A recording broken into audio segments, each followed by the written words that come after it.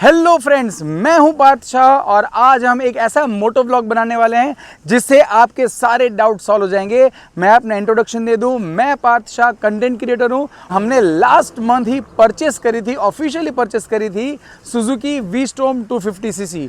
तो आज हम उनके पॉजिटिव पॉइंट्स और नेगेटिव पॉइंट्स दोनों शेयर करने वाले हैं।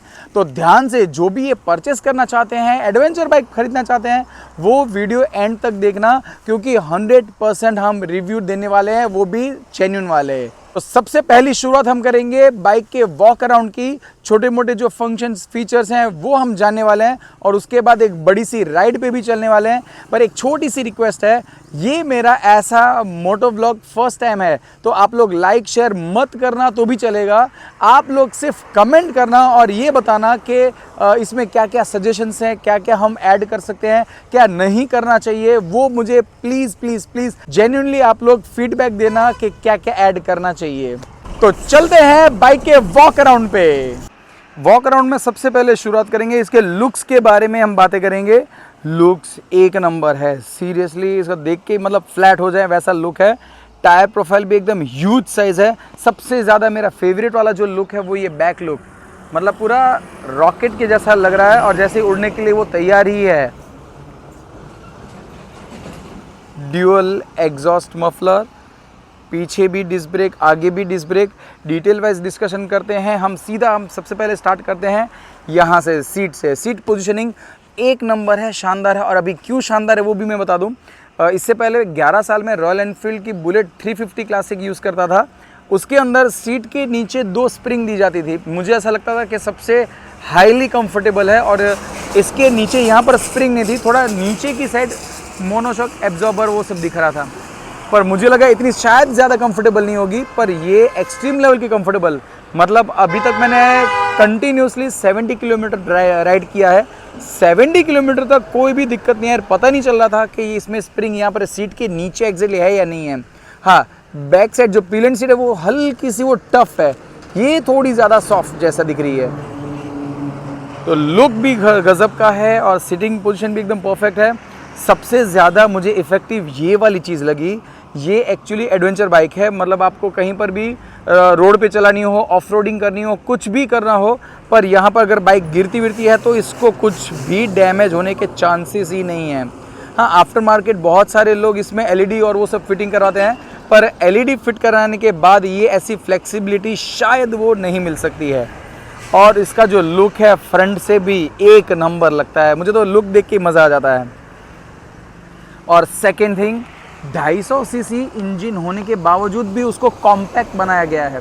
यानी कि इंजन दिखने में भले ही छोटा है, पर वो पावर बहुत ही अच्छी खासी प्रोड्यूस करता है और चलाने में भी एकदम कंफर्टेबल फील होता है। सही बोलूँ तो पहले दिन जब मैंने डिलीवरी ली थी बाइक की, तो पहली बार मुझे ऐसा लगा कि मैंने शायद गलती तो नहीं कर दी, क्योंकि मैंने पहले दिन जब लिया तभी सीधा मैंने मार्केट में यूज़ किया और बारिश भी हो रही थी, और मतलब वो पहले ही दिन अचानक से मतलब ऐसा चलाने का मौका भी नहीं मिला।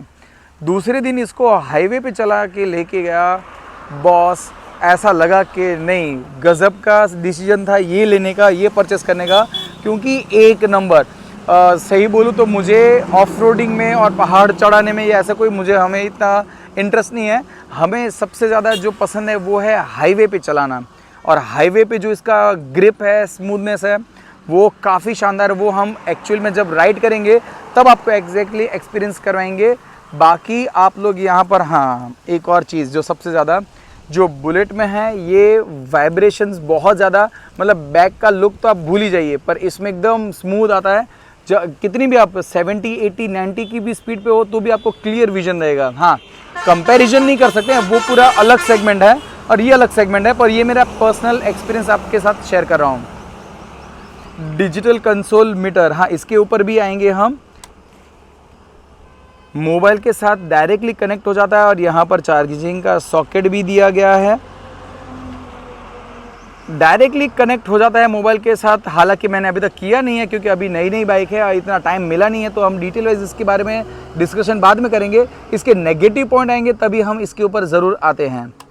तो और बाकी आते हैं हैंडलिंग पे। हैंडलिंग भी एकदम परफेक्ट है, ऐसा कोई दिक्कत नहीं आ रही है। हाँ, मैंने 1-2 रिव्यू अलग मैंने देखे थे जो अगर आप लोग पहाड़ पे या कहीं पर भी राइड करते हैं तो वो चलाते चलाते बहुत बार ऐसा भी रोड आता है कि आपको खड़े होते हुए बाइक को राइड करना पड़ता है।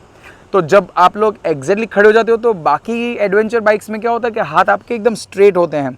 इसमें हैंडलिंग पोजीशन ऐसी है कि आप लोग जब खड़े होते हो तो हल्का सा नीचे बैंड होना पड़ता है, झुकना पड़ता है। पर अभी तक मैंने ऐसा फील नहीं किया क्योंकि मैंने वहाँ तक अभी ट्राई नहीं किया। अभी तक आई थिंक मैंने 300 साढ़े 300 किलोमीटर ही चला है, तो मैं ज़्यादा वाले एक्सपीरियंस अभी आपको शेयर नहीं कर सकता हूँ। जो मेरे को अभी फील हो रहा है वही मैं आपको शेयर कर रहा हूँ। इसका ब्रेकिंग सीरियसली शानदार है। एक बार ऐसा हुआ था जब मैं हाईवे से जा रहा था तो ऑलमोस्ट ट्रक वाले ने आगे से ब्रेक लगा दिया अचानक से। तो मैंने जैसे ही ब्रेक लगे, स्टार्टिंग में थोड़ा पसीना छूटा, पर जैसे ही ब्रेक दबाए तो बाइक ऑलमोस्ट थोड़ा सा आगे जाके सीधे चिपक ही गई। तो आगे ज़्यादा ड्रैग नहीं हुई और इसके जो ABS है वो बहुत ही ज़्यादा अच्छे से काम भी करते हैं।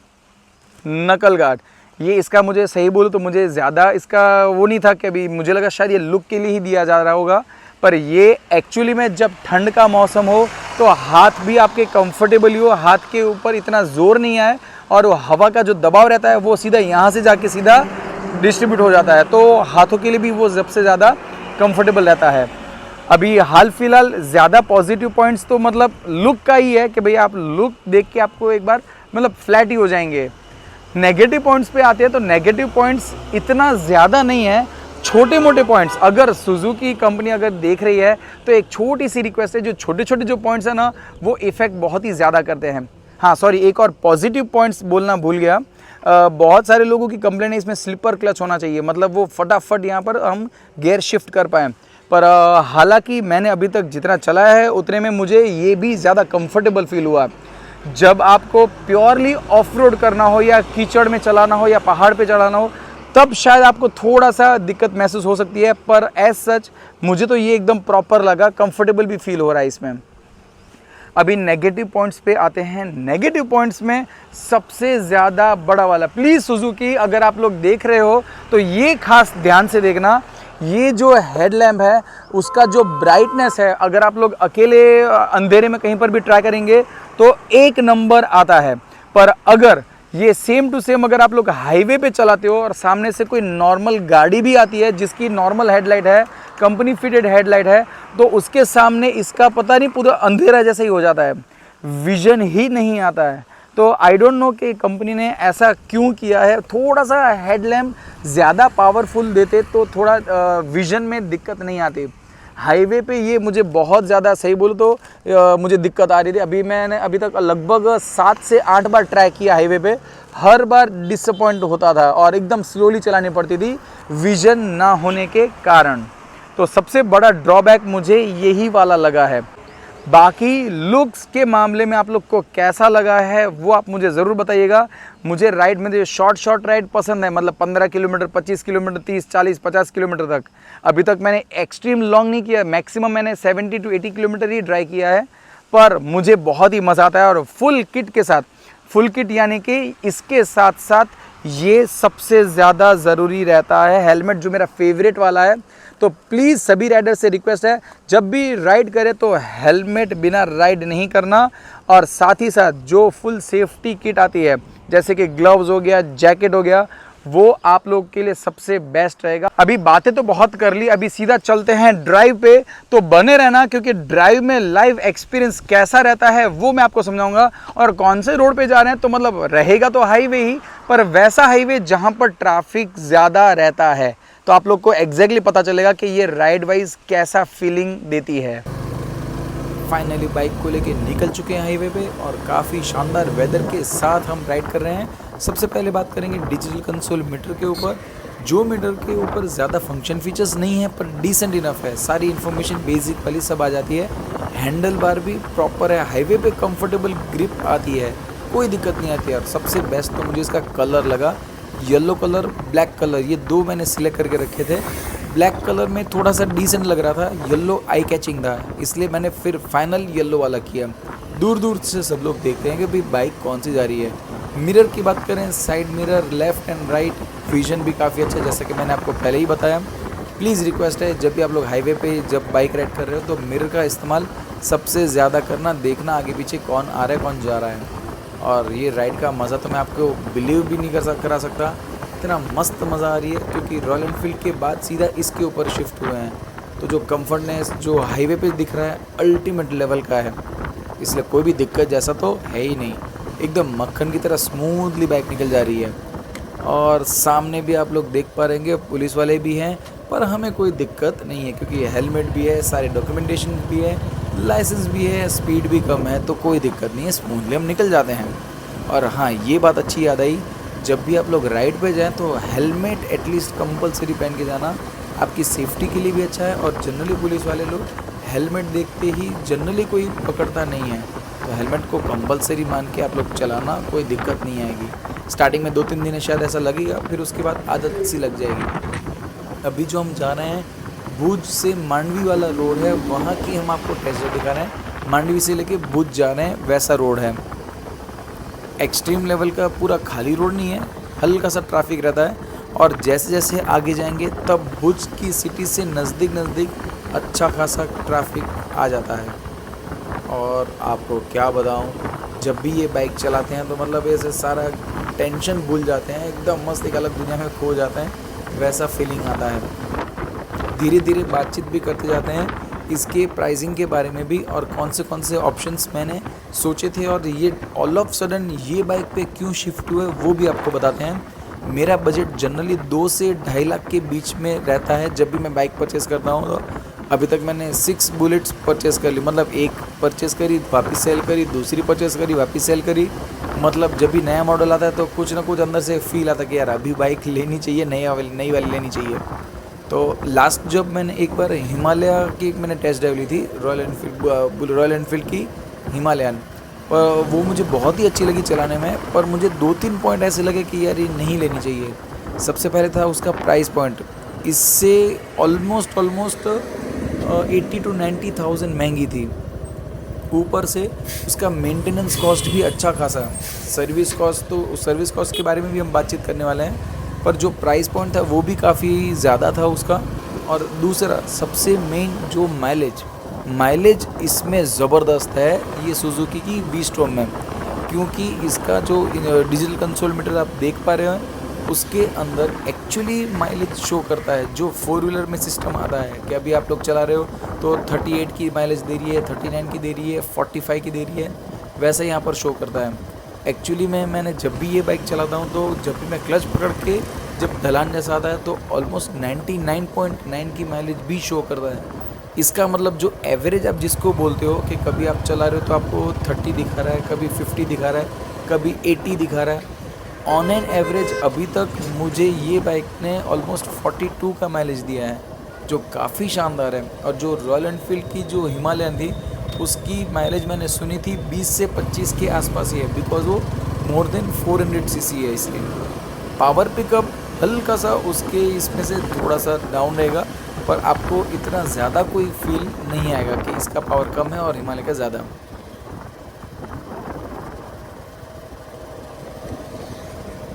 बाकी चलाने का मज़ा जो है वो अल्टीमेट। एक रिक्वेस्ट है, जब भी आप लोग ये सुजुकी का शोरूम अगर आपके आजू बाजू हो तो वी-स्ट्रॉम स्पेशली चलाना, क्योंकि ये चलाने के बाद ही आपको एक्चुअल फील आएगा कि ये बाइक कैसी है। मैं अब जितना भी बोलूँ, आप लोग जितना भी फ़ोटोज़ देखो, वीडियोज़ देखो, तो आपको इतना पता नहीं चलेगा जब तक आप उसकी टेस्ट ड्राइव नहीं लेते हैं तब तक। और जब भी मैंने ये वाला फाइनल किया कि मुझे यही बाइक लेनी है, और यहाँ पर मैंने जब टेस्ट ड्राइव ली थी सुजुकी के शोरूम में, तभी एक बार चलाने के बाद ही मैं फ्लैट हो गया था। और ये बाइक का जो मेंटेनेंस कॉस्ट है वो काफ़ी कम है। मैंने सबसे पहले तो यूट्यूब पे ढेर सारे वीडियो सर्च किए थे सुजुकी वी-स्ट्रॉम के बारे में, और मुझे सर्विस कॉस्ट का पता चला कि 4-5 साल 6 साल के बाद भी इसका सर्विस कॉस्ट आता है ऑलमोस्ट 1000 से लेके 1500 के बीच में ही, जो काफ़ी डिसेंट है। जो रॉयल एनफील्ड का जो सर्विस कॉस्ट आता है वो ऑलमोस्ट 2500, 2200, 2700 डिपेंड कि आप लोग कहाँ पर सर्विस करवाते हो। तो ओवरऑल माइलेज के बारे में, आफ्टर सेल सर्विस कॉस्ट और प्राइस बाइक का, वो सब मिला के ओवरऑल मुझे ये वैल्यू फॉर मनी लगा, इसलिए मैं ये बाइक में ही गया। पर अभी चलाने के बाद लग रहा है कि नहीं, पैसा 100 पर नहीं 200% वसूल है। जब मैंने पहली बार ये बाइक ड्राइव करी थी ऑलमोस्ट जून 2024 में, जब हमने इसकी पहली बार एडवर्टाइजमेंट बनवाई थी। तभी थोड़ा सा मन आया था, पर तभी ऐसा लग रहा था कि नहीं अभी नहीं परचेज़ करना है, रिक्वायरमेंट नहीं थी, तभी ऑलरेडी बुलेट भी थी। और जब ये साल अभी हमारे पास ऐसा था कि नहीं बाइक को अभी चेंज ही करना है, बहुत टाइम हो गया चेंज नहीं किया था, इसलिए फिर हमने ये सोचा कि अभी यही फाइनल करते हैं। जब टेस्ट ड्राइव लिया, ओवरऑल पूरी सारी की सारी डिटेल्स उस पर यूट्यूब पे भी देखी।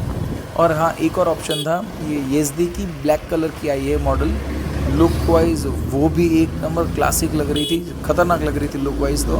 बट ओवरऑल जो देखा जाए, प्राइस पॉइंट भी ठीक था उसका, 2 लाख के ऊपर ही था, 2.25 लाख के बीच में ही है ऑन रोड। पर जो ओवरऑल मेंटेनेंस कॉस्ट और यहाँ पर हमारे एरिया के आजू बाजू जो सर्विस स्टेशन था वो भी यहाँ पर नहीं था उसका येज़दी का, और ऊपर से इसकी माइलेज भी बहुत कम। ओवरऑल देख के फिर ऐसा लगा कि नहीं, सिर्फ लुक्स पे नहीं जाना है, लुक के साथ साथ माइलेज, आफ्टर सेल सर्विस और सर्विस कॉस्ट ये भी काफ़ी मायने रखता है, इसलिए ये वाली फाइनल करी। तो अभी लेक्चर यहाँ पर फिनिश करते हैं, एंजॉय करते हैं बाइक राइड को। और अगर आप ये बाइक परचेस करना चाहते हैं तो मैं शोरूम की कॉन्टैक्ट डिटेल ये वीडियो के डिस्क्रिप्शन में ऐड कर दे रहा हूँ। और राइड के वक्त हेलमेट पहनना मत भूलना।